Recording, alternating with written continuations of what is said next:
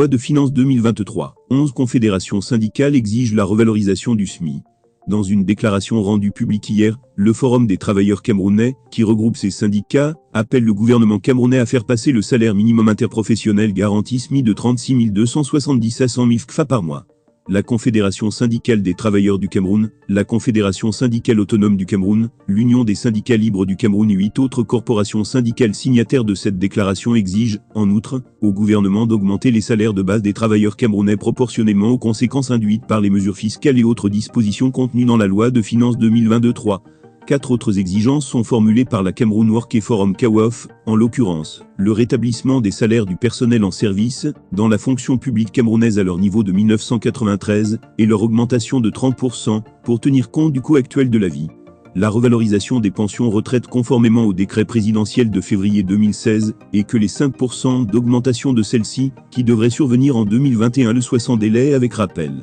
De plus, la base de calcul des dites pensions devrait, désormais, être la même pour tous les retraités CNPS, Caisse nationale de prévoyance sociale au Cameroun. L'application immédiate du SMIC actuellement en vigueur à tous les agents publics concernés avec le rappel des arriérés GAP, dû par le paiement en dessous du SMIC de plusieurs agents publics. La prise des mesures compensatrices en urgence, pour permettre aux populations camerounaises de faire face à la flambée inflationniste, qui a, de plus en plus, cours comme l'ont déjà fait certains pays africains, à l'instar de la Côte d'Ivoire, qui a décidé de la hausse du SMIC à 75 000 CFA, dès le 1er janvier 2023 contre 60 000 CFA par mois en vigueur aujourd'hui. Le Bénin a aussi décidé d'une augmentation de 30% pour tous les salaires du public entre autres à compter du 1er janvier 2023.